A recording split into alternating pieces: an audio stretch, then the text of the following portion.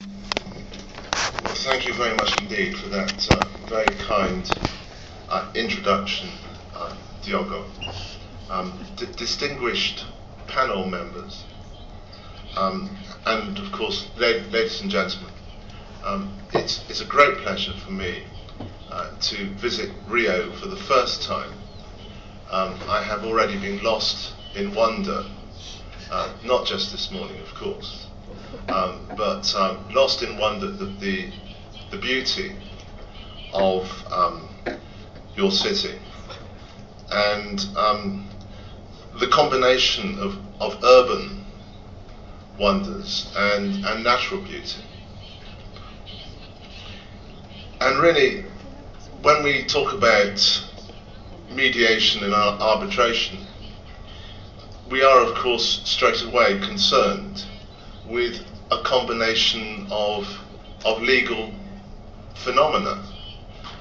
On the one hand, that with which we are completely familiar, with which we have grown up, in which you have practiced, which is the world of court proceedings. And on the other hand, the increasingly dynamic and commercially important sphere of alternative dispute resolution, mediation and arbitration. And that combination, it seems to me, can be expressed metaphorically. And as you can see, I'm rather attracted to these metaphorical expressions.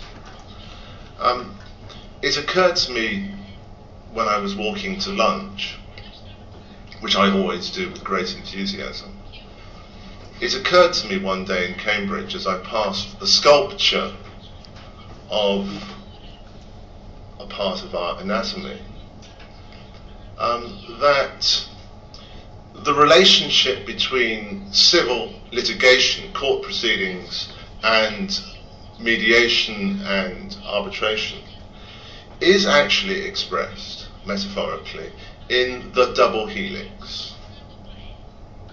That key to all human life, the subtle intertwining here of the double helix, it seems to me, is a very convenient way of making concrete the fact that the judicial system supports mediation and it supports arbitration, and there is no real battle between these two. What we should embrace is the idea that these systems, this double helix system, is complementary and entwined, and together, if they work in harmony, this binary system, court proceedings, alternative forms of dispute resolution, they have even greater strength than if we regard them as somehow antagonistic and at war with each other. To turn immediately to mediation. In England, mediation has increased very significantly. And the main exciting area of expansion concerns commercial disputes. Historically, mediation was established in fields such as matrimonial disputes, family disputes, employment disputes, labour disputes, of course, but significantly in the last 20 years, it has spread its tentacles, reaching into the heartland of commercial disputes.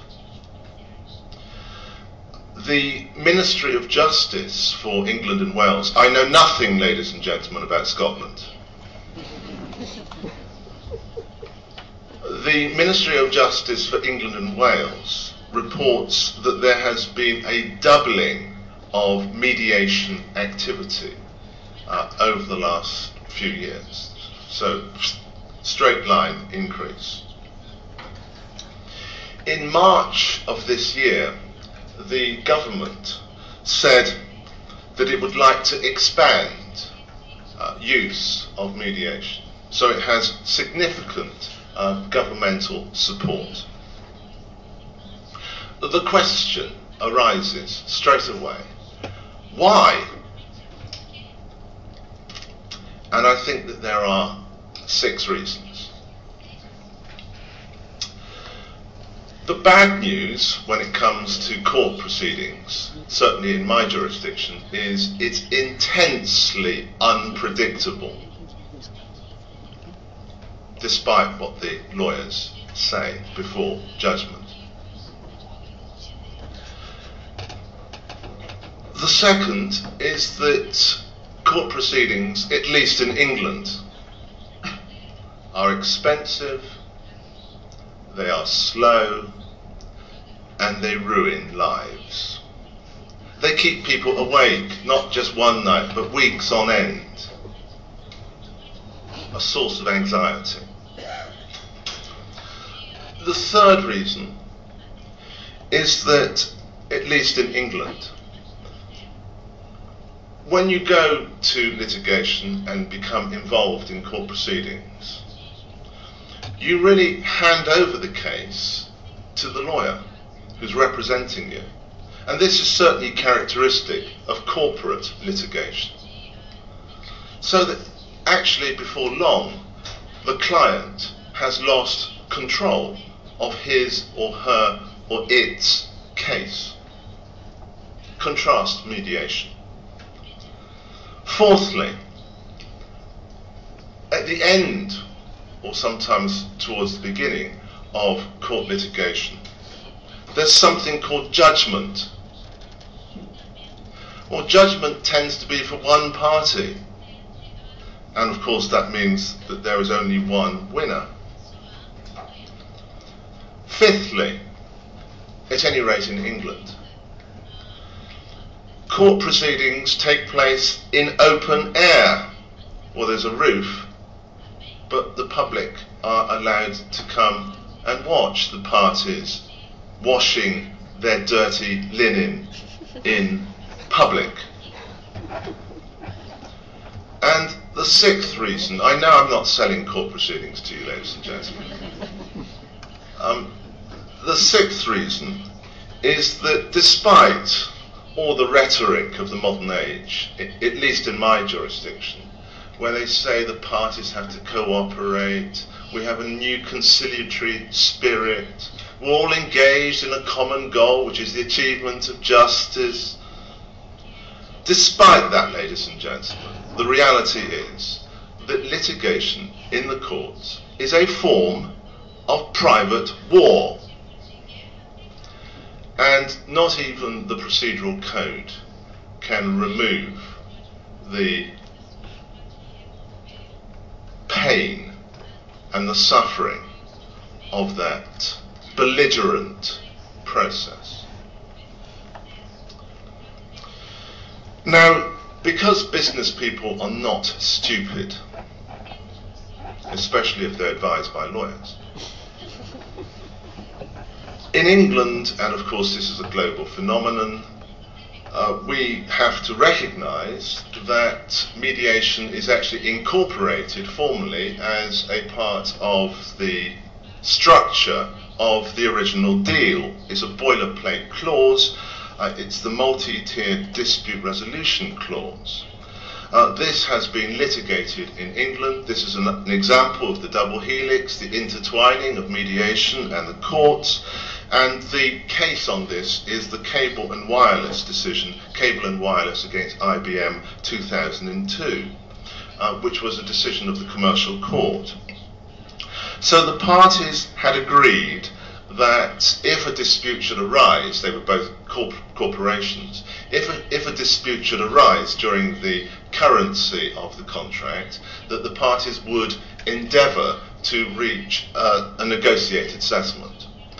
If they did not reach a negotiated settlement, that they would go to the next level of management and try to reach a negotiated settlement. If they should fail to reach a negotiated settlement, that they would go to mediation, and they actually nominated the relevant source or authority which would be responsible for conducting the mediation. And then, if that failed, that they would eventually go, in this case, they stipulated that they would go to the High Court in London. And one of the parties in this failed to honour the stipulation that it should participate in mediation. And so it went straight from negotiation to court proceedings, missing out, leapfrogging the mediation stage. And the defendant in this case said, "Not so fast. You have missed out the mediation stage." And so that party applied to the High Court for a remedy because of this breach of the multi-tiered dispute resolution clause. Held by Mr. Justice Coleman, yes, there has been a breach, and the appropriate remedy is for there to be a stay, that's to say a pause in these proceedings, go back, consider with an open mind the possibility of mediation. If it doesn't work, come back, and the proceedings, the court proceedings, will recommence. So it's rather similar, this English stay. It's rather similar to what happens when you do that on your control, when you're watching a boring film and you decide to go downstairs and make yourself a nice English cup of tea. It's nothing more than that. You're putting the case on pause, as I think they say, and then you are returning and reactivating the machine and enjoying the marvellous film. Now, ladies and gentlemen, there is no conflict in England between the courts and the purveyors of mediation. We are all good friends, and there's clear authority for this. In the procedural code, the 1998 CPR, there is in black and white a clear statement that we're all happy and engaged in the same common enterprise. I quote, "The courts increasingly take the view that litigation should be a last resort and that claims should not be issued prematurely where a settlement is still likely. Therefore, the parties, with their lawyers, should consider whether some form of alternative dispute resolution would be more suitable than court proceedings. And if so, they should endeavour to agree which form to adopt." So that's at the very, very start of the process, even before the start, indeed, of the process, this clear message that court proceedings in England and Wales, certainly for the last 15 years, have been regarded as a mechanism of last resort. And it's written into the mission statement of the judges that they should, it's part of their fundamental responsibility under the civil code, under the procedural code, that they should, again I quote, "try to help the parties to settle the whole or part of the case and encourage the parties to use an alternative dispute resolution proceeding if the court considers that this is appropriate." So it's not automatic, it's a case-by-case appraisal. If we consider litigation in the commercial court